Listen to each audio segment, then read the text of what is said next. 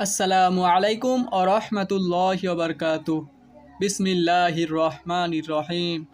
শুরু করছি গাজীর ঘোড়া অধ্যায়ের চতুর্থ পর্ব। ওরহান যেদিন জন্ম নিয়েছিলেন তখনও জীবিত ছিলেন আর্তুরুল বে। নিজের প্রথম নাতিকে কোলে নিয়ে তিনি তার নাম রেখেছিলেন ওরহান আল্প। ওরহান মানে মহান নেতা। ওরহানের গায়ে শুধু কায়দের রক্ত নয়, সেলজুকদের রক্তও ছিল। দাদি হালিমা সুলতান ছিলেন সেলজুক রাজ পরিবারের মেয়ে।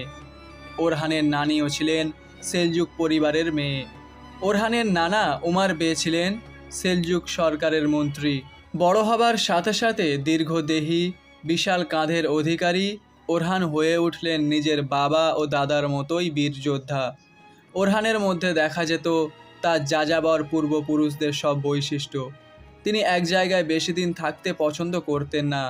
তাকে একই দুর্গে কখনো 1 মাসের বেশি থাকতে দেখা যায়নি। প্রতি জুম্মার নামাজের পর তিনি সঙ্গীদের নিয়ে আয়োজন করতেন বিশাল ভোজের। সেখানে প্রবেশাধিকার ছিল সব ধরনের মানুষের।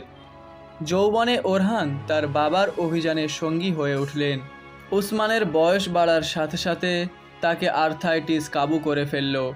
গাজী হিসেবে বাইজেন্টাইনদের বিরুদ্ধে জিহাদের নেতৃত্ব এবার কাঁধে তুলে নিলেন সোনালি দাড়িওয়ালা যুবক ওরহান।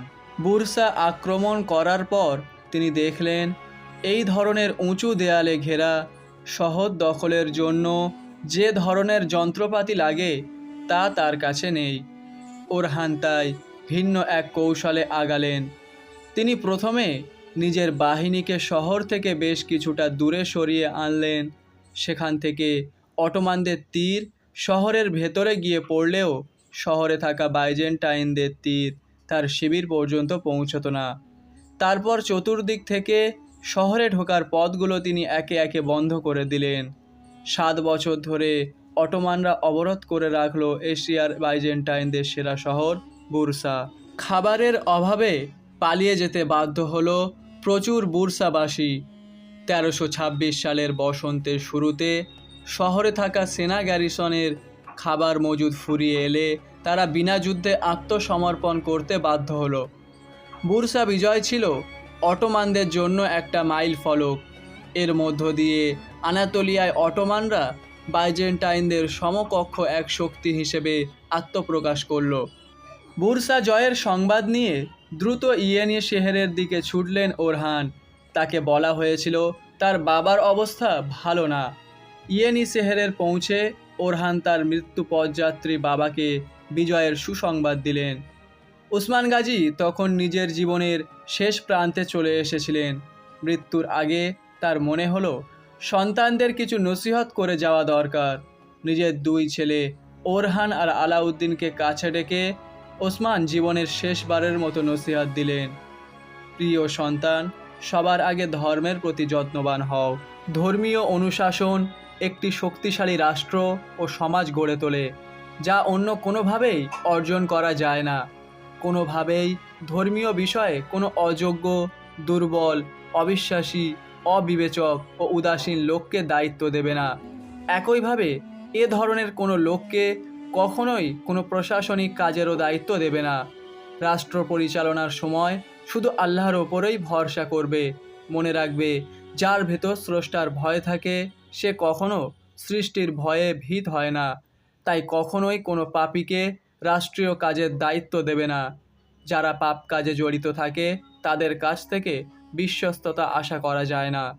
রাষ্ট্রের সবচেয়ে বড় সম্পদ হচ্ছে জ্ঞানী ব্যক্তি, পুণ্যবান ব্যক্তি, শিল্পী ও শিক্ষিত জনগণ। এরাই রাষ্ট্রীয় কাঠামোর মূল শক্তি। তাদের মর্যাদা ও নম্রতার সাথে পরিচালনা করবে। যখনই কোনো পুণ্যবান ব্যক্তির সন্ধান পাবে তাকে তোমার কাছে নিয়ে আসবে, সম্মান ও সম্পদ দান করবে এবং তার সাথে সুসম্পর্ক গড়ে তুলবে। ধর্মীয় ও প্রশাসনিক বিষয়গুলো সবসময় নিয়মানুবর্তিতার সাথে পালন করবে। আমার উদাহরণ থেকে শিক্ষা নাও। আমি একজন দুর্বল নেতা হিসেবে এখানে এসেছিলাম। আল্লাহ আমাকে এমন মর্যাদা দিয়েছেন যা অর্জন করার যোগ্যতা আমার ছিল না। যে কোনো পরিস্থিতিতে রাসূলুল্লাহ সাল্লাল্লাহু আলাইহি ওয়াসাল্লামের আদর্শ দ্বীন-ই মুহাম্মাদিকে রক্ষা করবে, সেই সাথে রক্ষা করবে মুমিনদের এবং তোমাদের অনুসারীদের। আল্লাহ ও তার বান্দাদের হক সম্পর্কে সর্বদা সজাগ থাকবে। তোমাকে যে উপদেশ দিয়ে যাচ্ছি, তোমাদের পুত্রদেরকেও একইভাবে উপদেশ দিতে ভুলবে না। তোমাদের জনগণকে সাম্য ও ন্যায় বিচারের মাধ্যমে শাসন করবে। কখনো তাদের প্রতি অন্যায় আচরণ করবে না। তাদের প্রতি সদয় থাকবে ও শত্রুদের আক্রমণ ও নিষ্ঠুরতা থেকে তাদের রক্ষা করবে। কখনো কারোর সাথে অশোভন আচরণ করো না। জনগণের প্রতি কৃতজ্ঞ থেকো, তাদের স্বার্থ রক্ষা করো। তারা ভালো থাকলেই তোমরা ভালো থাকবে। উসমান গাজীর মৃত্যু হলো। জীবদ্দশায় তিনি কোনো বিশাল সাম্রাজ্য বা বিশাল সেনাবাহিনী গড়ে যেতে পারেননি। তার কোনো প্রাসাদ ছিল না।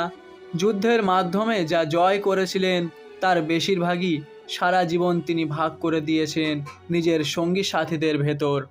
পশ্চিমা ঐতিহাসিকদের অনেকে উসমান গাজীকে দেখাতে চেষ্টা করেন একজন লুটেরা হিসেবে, যার প্রধান উদ্দেশ্য ছিল বাইজেন্টাইনদের লুট করা। অথচ মৃত্যুর সময় তার ব্যক্তিগত সম্পদ বলতে ছিল এক জোড়া বুট, একটা তীরের বাক্স, একটা বর্শা, কয়েকটা ধনুক, একটা তলোয়ার, কিছু কাঠের চামচ, একটা লবণের বয়াম, কাফতান, জোব্বা, ডজন খানেকের মতো ঘোড়া আর 3টে ভেড়ার পাল। উসমান গাজীর শেষ কথাগুলোই ছিল পরবর্তী শতাব্দীগুলোতে অটোমান সালতানাতের মূল নীতি, যা তাদের 3 মহাদেশে বিস্তৃত এক মহা সাম্রাজ্য হয়ে উঠতে পথ দেখিয়েছিল। সুলতান হবার পর ওরহানের প্রথম কাজ হলো রাজধানী ইয়েনিসিহের থেকে বুরসায় নিয়ে যাওয়া। সেখানে তিনি উসমানকে পুনরায় কবর দিলেন। মাত্র কয়েক বছরের মধ্যেই ওরহান বুরসাকে গড়ে তুললেন নতুন এক সমৃদ্ধশালী শহর হিসেবে। ইবনে বতুতা তার বর্ণনায় বুরসাকে সুরম্য দালান, চমৎকার বাগিচা আর প্রশস্ত রাস্তার এক চমৎকার শহর হিসেবে তুলে ধরেছেন।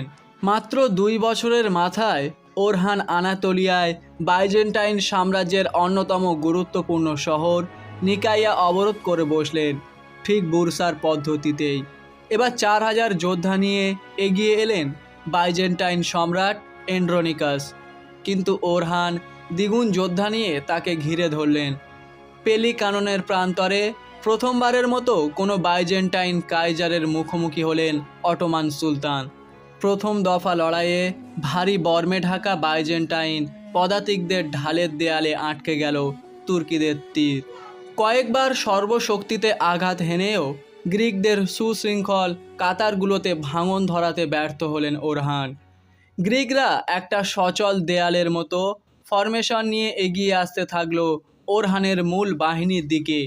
এই ধরনের শেকলের মতো ফরমেশনে থাকা 100 যোদ্ধা 500 যোদ্ধার সমতুল্য হয়ে থাকে অনেক সময়। দ্বিতীয় দফা লড়াই শুরু হলো।